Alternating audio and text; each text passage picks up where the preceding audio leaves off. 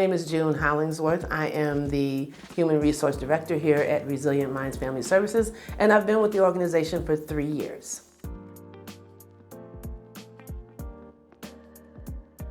The most rewarding part of working with families and children in crisis is the entire reunification, just seeing them come to us broken and seeing how the children have been placed into the system and how the parents genuinely want to become whole again, want to become acclimated to society again, want to have a chance to have their children and raise them and love them and be good parents again. It's just to see the whole humanity process. And then at the end, when you see them reunify, when you see the children, discharged and they get to go back to their parents, it is just the most rewarding thing ever.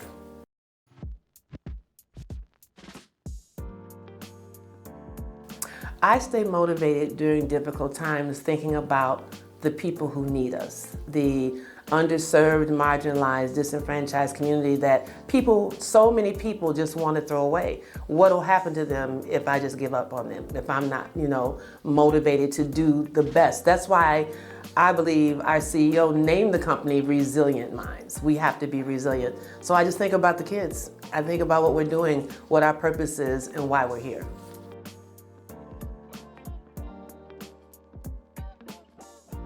So to walk you through a typical day in my life at Resilient Minds is like difficult because I do so many different things, but I'll just give you one day, one aspect of what I do is I'm a recruiter.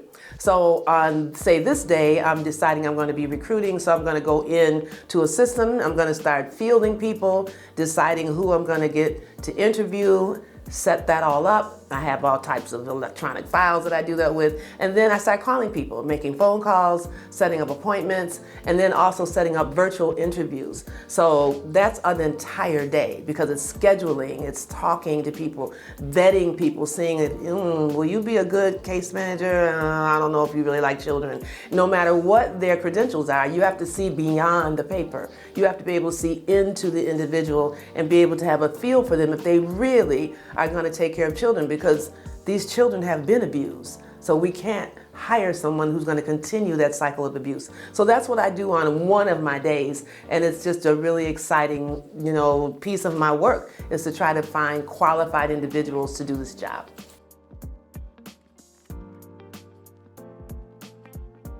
The part of my job that brings me the most fulfillment, I have to say, is when I find a top-notch applicant.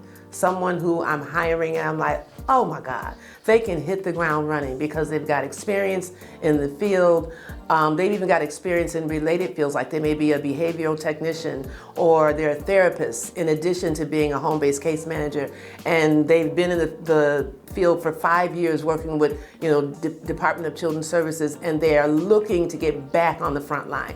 Super excited about that. That's one of the best parts of my job.